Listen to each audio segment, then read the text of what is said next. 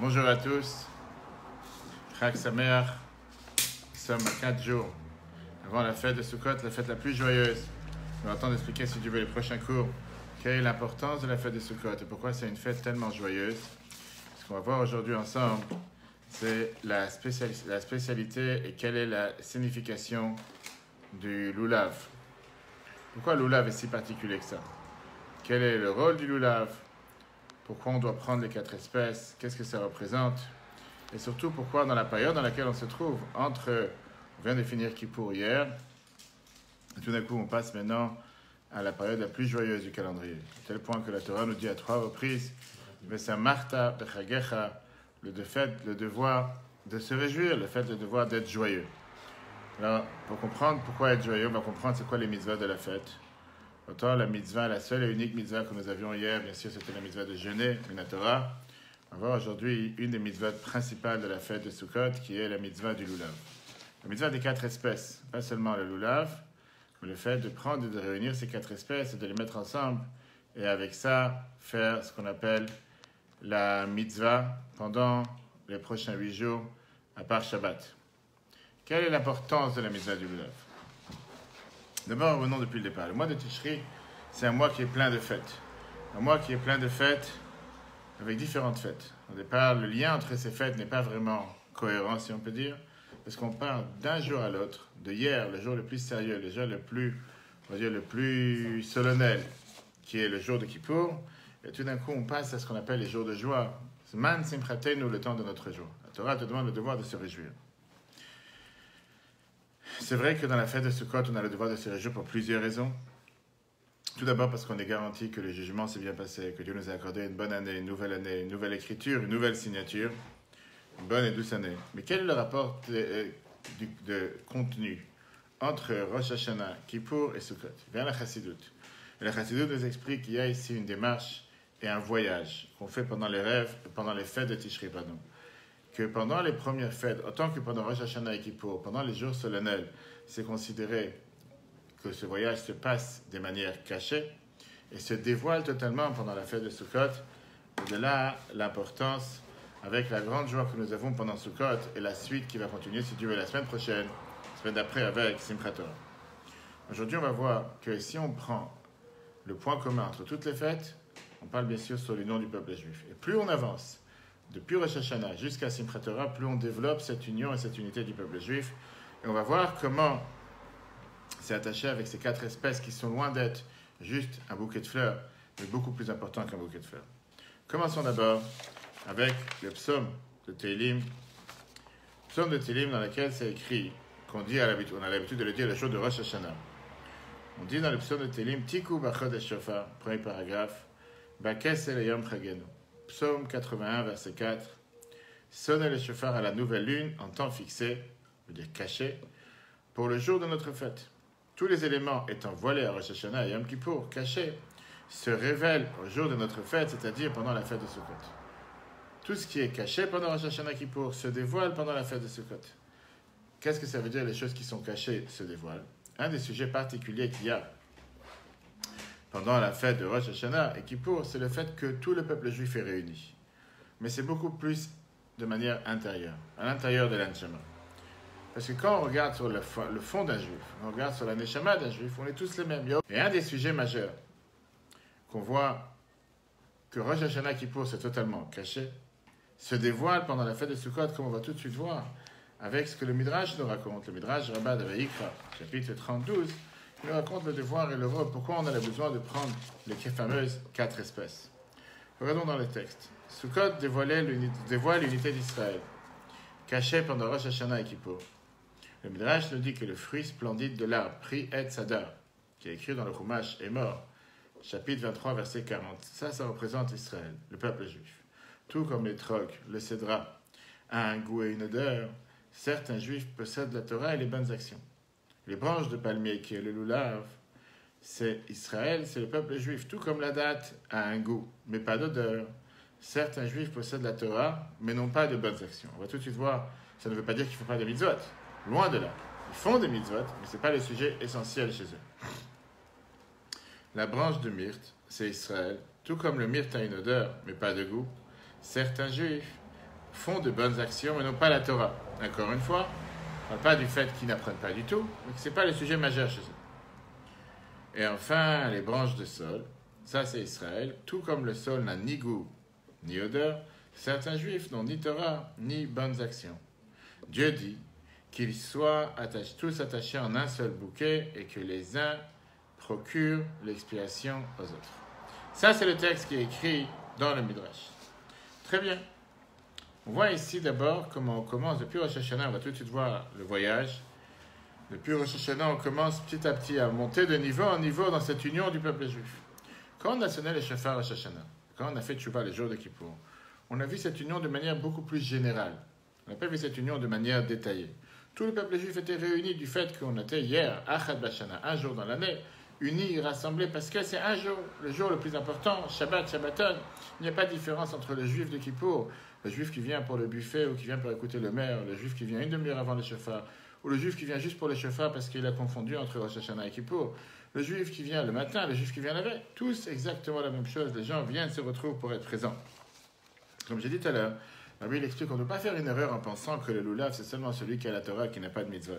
Parce que celui qui dit j'ai que la Torah, la Mishnah te dit que même la Torah, il n'a pas. On ne peut pas faire la Torah sans rien pratiquer. Le lulav, on parle d'un juif qui pratique la Torah et qui fait les mitzvot, mais il fait seulement ce qu'il a besoin de faire, sans plus. L'essentiel de son temps, l'essentiel de sa passion, c'est dans l'étude de la Torah. Arrive la fête de Sukkot. Ces différentes catégories du peuple juif se dévoilent. On voit tout de suite qu'il y a différentes sortes. Tu as le cédra, le hétrok, tu as la feuille de palmier, tu as la feuille de myrte et tu as la feuille de sol. Et au contraire, la mitzvah, elle est de ne pas cacher les différences. La mitzvah, elle est de laisser les différences, de garder les différences et de respecter les différences qu'il y a entre ce qui cadre juif et faire avec ça un bouquet ensemble. Pas seulement faire un bouquet ensemble, tu ne peux pas faire la mitzvah si tu as une sans l'autre. Tu es obligé d'avoir les quatre pour pouvoir faire la mitzvah. Alors justement, on va comprendre pourquoi, quel est le lien, qu'est-ce que tu cherches avec, qu'est-ce que tu as besoin de prendre ces quatre espèces. Tout d'un coup, on est devenu tellement, pas végétarien, on est devenu des experts du jardin botanique. Donc on s'est dit, tout d'un coup, on va prendre une feuille de palme, on va prendre une feuille de myrte, on va prendre un cédra, on va commencer à les bousculer, on va commencer à les bouger, on va commencer à faire avec eux des mouvements. Prends n'importe quelle personne qui n'a jamais vu la fête des Sukkot, il rentre dans une synagogue et voit des juifs qui sont en train de secouer un bouquet de fleurs, et dit, mais vous êtes tombé sur la tête, qu'est-ce qui se passe avec vous? Ça, c'est ce qu'on va voir aujourd'hui. Regarde ce qu'on a bien écrit. L'unité des Sukkot est plus dévoilée que celle de Rosh Hashanah Kippour. Le shofar de Rosh Hashanah et la tchouva de Kippour ont une portée globale. Et tous les juifs mettent en évidence la dimension profonde de leur âme. À ce moment-là, ils sont alors identiques. On ne peut différencier les catégories du peuple juif. À Sukkot, en revanche, toutes ces distinctions s'expriment, mais l'on peut identifier clairement un etrog, un lulav. Bien plus, la mitzvah consiste précisément à prendre 4 espèces. On ne te dit pas de garder les espèces ou de masquer la différence. Non, garde les différences. Assure-toi d'avoir 4 espèces qui sont totalement différentes. Malgré cela, ces 4 catégories différentes constituent bien un bouquet unique. Alors, on va commencer à rentrer dans les détails. On a ici, on a dit le etrog, on a le lulav, la rava et la hadas. A priori, d'après ce que le Midrash vient de nous dire, que le etrog représente ceux qui prient, ceux qui pratiquent et ceux qui apprennent. Apparemment, le etrog, c'est le plus important des 4 espèces. Parce qu'il représente ceux qui font les bonnes actions et ils apprennent. Comment se fait-il que la bracha, c'est An Netilat Lulav? On aurait dû faire la bénédiction. An Netilat Etrog. Pourquoi An Netilat Lulav? On aurait... Alors bien sûr, l'explication qui est donnée dans la Gemara, c'est puisque le Lulav, c'est le plus haut, le plus grand que toutes les autres sortes. Parce qu'on sait d'abord que pas seulement le Lulav lui-même, mais l'arbre du Lulav, le palmier, c'est un arbre qui est beaucoup plus élevé que tous les autres arbres. Alors à ce moment-là, il est dominant et c'est pour ça qu'on va faire la bracha sur le lulav. Ok, ça c'est la raison, on va dire, basique, la raison technique, la Gemara, ça c'est ce que la Gemara, Souka, page 37b, te dit. Pourquoi on ne fait pas la bracha sur les autres espèces? On fait la bracha seulement à Netilat Lulav parce qu'il est plus haut que le reste. Alors, la Gemara te demande, t'as qu'à élever l'étrog, t'as qu'à mettre le lulav en bas et l'étrog au-dessus, il sera plus haut que le lulav si tu veux le placer plus haut. La Gemara te répond non, on parle que dans sa sorte. Qu'on parle du fait que dans l'arbre lui-même, c'est un arbre qui est plus grand. C'est vrai que les palmiers, en général, sont très très grands. Mis à part le fait que les palmiers, je ne sais pas si tu as remarqué, ils ont une qualité particulière, que quand il y a des ouragans ou quoi que ce soit, ils ne tombent jamais. Plus il y a des ouragans, plus il y a des tempêtes en Floride, etc. Pourquoi c'est bourré de palmiers, tous ces endroits-là? Parce qu'on te dit que plus ils sont balayés avec le vent, plus ils prennent beaucoup plus de force, ils sont beaucoup plus enracinés dans les champs, et ils deviennent encore beaucoup plus durs et beaucoup plus fermes. Qualité particulière qu'il y a dans les palmiers qu'il n'y a pas dans les autres arbres. Malheureusement, quand il y a des ouragans, des tempêtes, il tombe et il se casse. Alors qu'un palmier ne se casse jamais. Il va se courber, mais il reste toujours beaucoup plus fort et devient beaucoup plus solide. C'est pour ça que tous ces endroits, il y a beaucoup d'ouragans, etc. Il y a toujours des palmiers. En Floride, Miami, etc. Bref. Le Shulchan Aruch demande la question, pourquoi tu ne fais pas la bracha Al mitzvat netilat arba minim. Pourquoi tu dois commencer à faire des différences? Pourquoi tu fais juste le lulav? Dis, Baruch Ata Hashem, je bénis Dieu d'avoir fait la bracha sur les 4 espèces. Pourquoi juste le lulav? Et il te dit qu'on fait à chaque mitzvotav, on fait la bracha sur le lulav parce que le lulav il est plus grand. Et puisqu'il est plus grand, automatiquement on fait la bracha sur celui qui est plus grand et la bracha résume tout le reste. Donc on voit ici que le fait que l'arbre est plus grand et le lulav est plus grand, la raison basique, la raison simple, ça c'est la raison pour laquelle on fait la bracha sur le lulav. Mais une chose est sûre, la Torah ne cherche pas ici des détails techniques, parce qu'il est vert, parce qu'il est noir, parce qu'il est grand, parce qu'il est petit. Il y a ici bien sûr des raisons aussi profondes. Et comme dans chaque mitzvah, les qualités matérielles du mitzvah en découlent de leur qualité spirituelle. Le fait que dans le matériel, dans le monde, le lulav est beaucoup plus grand matériellement, ça montre que spirituellement, il a une qualité qu'il n'y a pas dans les autres. Quelle est la supériorité du lulav qui a apparemment seulement un goût? Parce qu'on a parlé de la date qui a un goût qui n'a pas d'odeur. Par rapport à l'étrog, que lui, il a un goût et lui, il a une odeur. Apparemment, Dieu, il a fait ça pour une raison, pas juste parce qu'il est plus grand, parce qu'on fait la bracha dessus. Regardons le chiffre 3. La Gemara Souka 37b. Pourquoi récitons la bénédiction sur le lulav, un netilat lulav, alors qu'il y a 4 espèces? Car c'est l'espèce qui s'élève le plus haut parmi les 4 espèces. Bien, le Rabbi te dit, la faculté physique d'un objet, en particulier un objet de mitzvah, découle de sa source spirituelle. Ainsi, la hauteur physique du lulav indique une qualité spirituelle que les autres espèces n'ont pas. Voyons ensemble quelle est la spécialité. On va d'abord comprendre le rapport que nous avons entre les mitzvot que nous faisons, le rapport que nous avons avec Dieu par rapport aux mitzvot que nous faisons. Les mitzvot sont appelés dans les Zohar Evarim de Malka, qui veut dire les membres du roi. Qu'est-ce que ça veut dire les membres du roi? Qui sont totalement soumis à Dieu, comme les membres sont soumis à l'âme. Sa tête décide de bouger le bras, de bouger la main. Ce n'est pas le bras qui va décider s'il a envie de bouger ou pas. Mais ils ne sont pas totalement unis avec lui. Sur la Torah, c'est écrit la Torah et Dieu forment une seule personne, forment une seule chose, pardon. De la même manière que la Torah et Dieu, c'est une seule chose. Celui qui apprend la Torah, il s'unit totalement avec Dieu lui-même. Une telle union qui n'est pas possible d'exister avec les mitzvot. Ça, c'est point numéro 1. En apprenant la Torah, tu vas t'unifier avec Dieu directement. Pourquoi? Parce que la Torah, c'est la sagesse de Dieu. La bracha qu'on fait quand on monte à la Torah, Asher Natan Lanu, Asher Natan Lanu Torah, Torah Temet Vechaye Lamta Betochenu. La Torah te dit que la Torah, c'est Chochmato, Tono Shel HaKadosh Baruch Hu, la sagesse et la volonté de Dieu. Quand tu apprends la Torah, tu es en fusion, tu es en contact direct avec Dieu. C'est sûr que quand tu fais une mitzvah, tu fais la volonté de Dieu. L'union à laquelle tu peux arriver quand tu apprends la Torah est beaucoup plus élevée que l'union que tu arrives quand tu fais une mitzvah. Puisque les membres, par définition, le fait que tu as une main, la main fait partie de ton corps, mais la main n'est pas unie avec le reste du corps. La main n'est pas unie avec le pied. Oui, il fait partie du même corps. Mais la main et le pied sont deux choses différentes. À l'apparence, c'est deux choses différentes. Ce n'est pas une seule chose. Quand tu apprends la Torah, ça ne reste pas comme une mitzvah qui est quelque chose de différent du corps, de détails différents.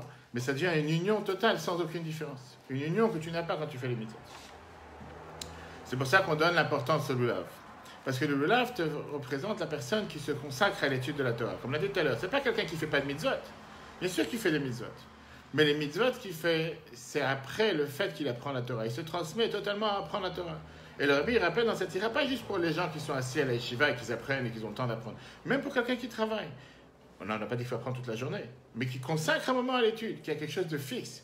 Qui se dit, je ne peux pas passer une journée sans apprendre, je ne peux pas passer une semaine sans apprendre. Il y a un moment de fixe dans lequel il se consacre totalement à l'étude. Même si c'est 5 minutes par jour, mais c'est 5 minutes dans lesquelles 5 minutes il est totalement consacré à l'étude. C'est plus important que de faire des mitzvot. C'est pas plus important, c'est un degré d'attachement avec Dieu qui est totalement différent. La Torah te dit qu'elle a fait un débat, ce n'est pas le sujet du jour. Est-ce que l'étude est plus importante que l'action ou l'action est plus importante que l'étude? Les deux. Il faut bien sûr les deux. Mais de l'autre côté, on te dit pourquoi certains avis disent que l'étude est plus importante que l'action. Parce que sans l'étude, tu ne peux pas arriver à l'action. De l'autre côté, celui qui apprend sans faire, on dit vaut mieux que le placenta duquel il est né se referme sur lui. Parce qu'apprendre sans faire n'a pas de sens non plus. On n'est pas là pour apprendre juste pour apprendre parce que c'est une bonne science. On est là pour apprendre pour mettre en pratique. Mais néanmoins, on a besoin de passer par l'étude pour pouvoir faire. Si tu n'apprends pas comment faire, tu ne pourras pas faire. Regardons le texte. Dans les Zohar, c'est écrit en bas, dans le chiffre 4. la différence entre la Torah qui est le goût et les mitzvot qui sont l'odeur. Les mitzvot sont les membres du roi. La Torah et Dieu en font qu'un. Viens l'arbitre explique. Les membres du corps sont certes soumis à l'âme et accomplissent naturellement sa volonté. Pour autant, ils ne sont pas l'âme même. De même, les mitzvot expriment la soumission d'un juif à Dieu en se conformant à sa volonté. Pour autant, celui qui met en pratique la mitzvah conserve son identité propre. Lui, il fait ce que Dieu lui a demandé. Il y a toujours deux entités, il n'est pas totalement attaché avec Dieu. En revanche, lorsqu'il étudie la Torah, et que par les forces de son intellect, il perçoit la sagesse de Dieu, à ce moment-là, si l'on peut s'exprimer ainsi, dès lors, sa compréhension devient celle de la Torah, et il se lie à la sagesse de Dieu qui ne forme qu'un avec lui. Alors, quel est le but? Si c'est comme ça, pourquoi on fait la bracha sur le lulav? La réponse est très claire. La finalité, c'est pourquoi la bénédiction est récitée sur le lulav qui représente l'étude de la Torah.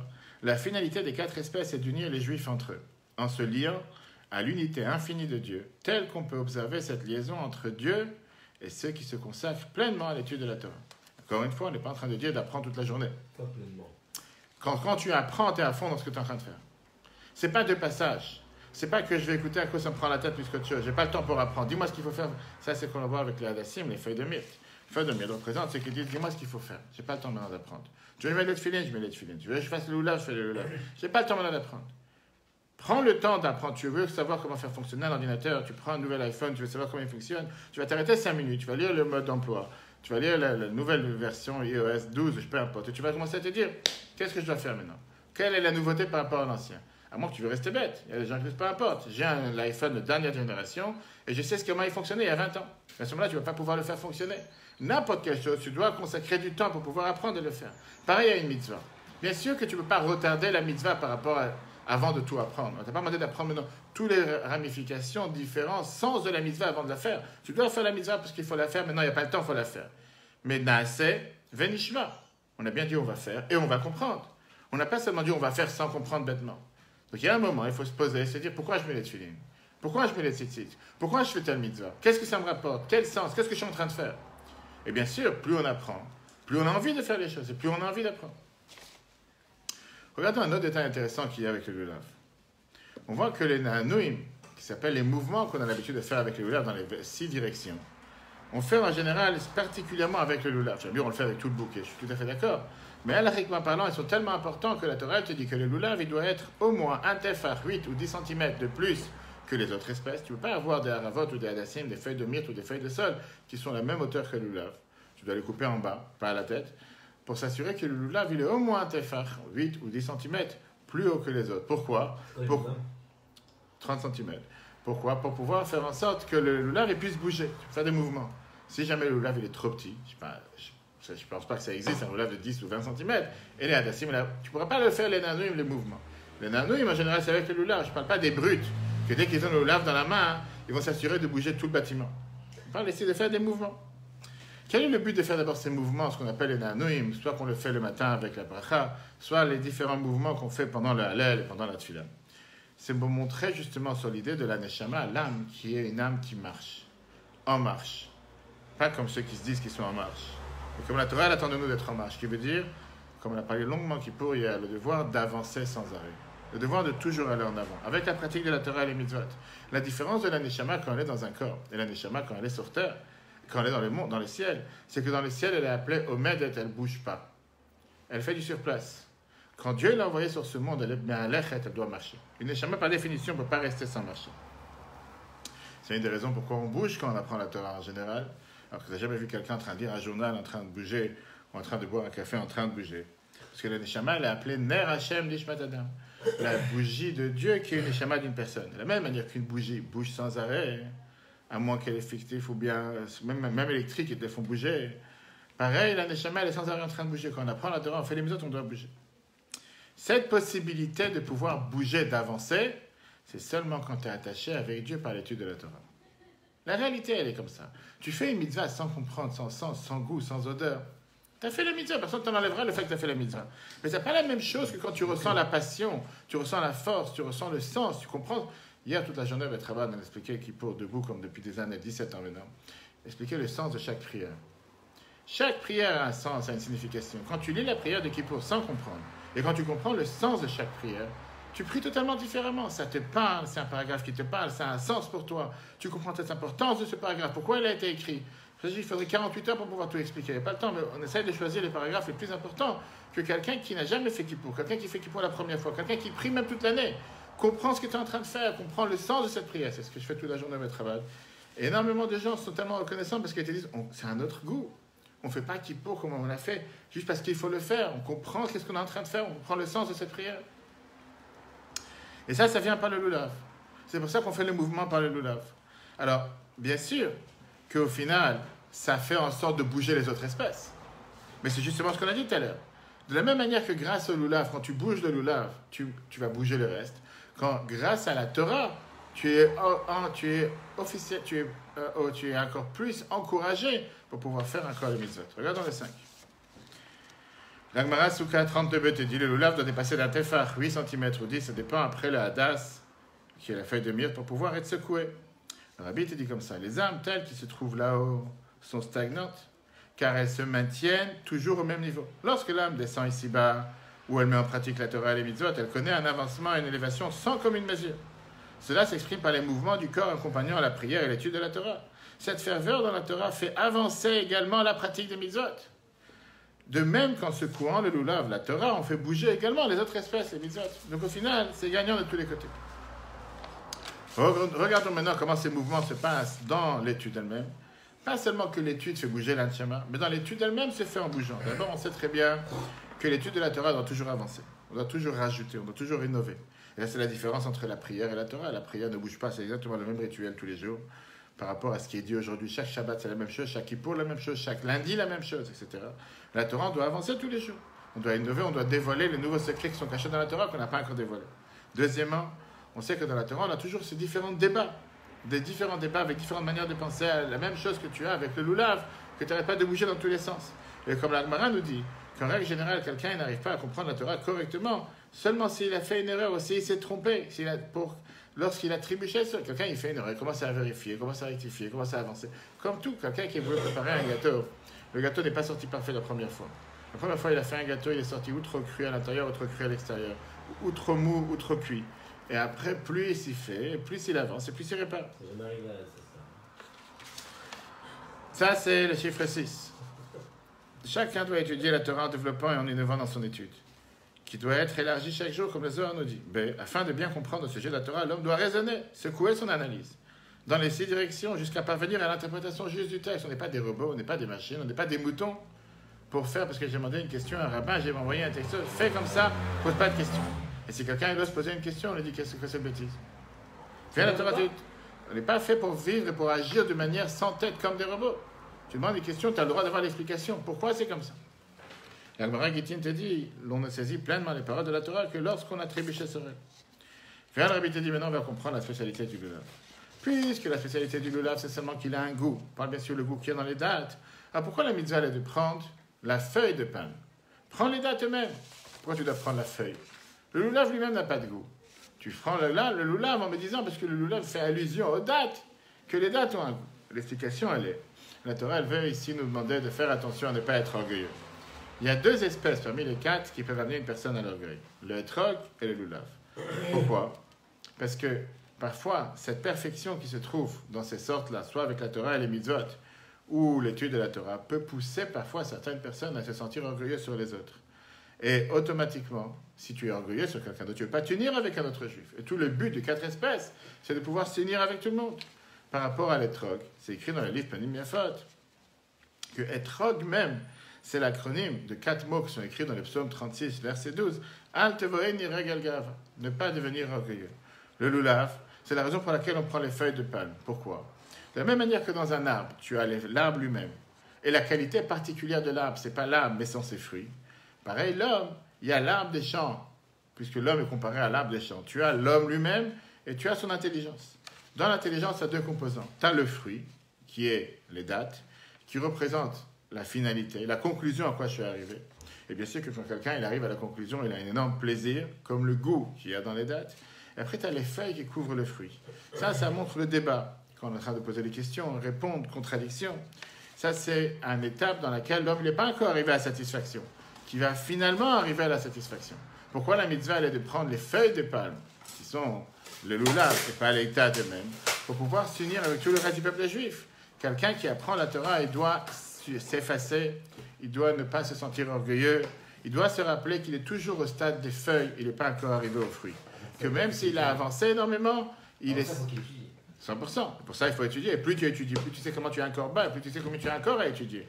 Il doit toujours se rappeler qu'il est toujours au niveau 1. Qu'est-ce que ça veut dire niveau 1? Il est toujours en train de commencer, il a encore tellement à apprendre, comme une goutte d'eau, et encore beaucoup moins que ça. Le fait même de penser de cette manière fait en sorte que la personne n'a pas d'orgueil. Il est totalement soumis à la volonté de Dieu.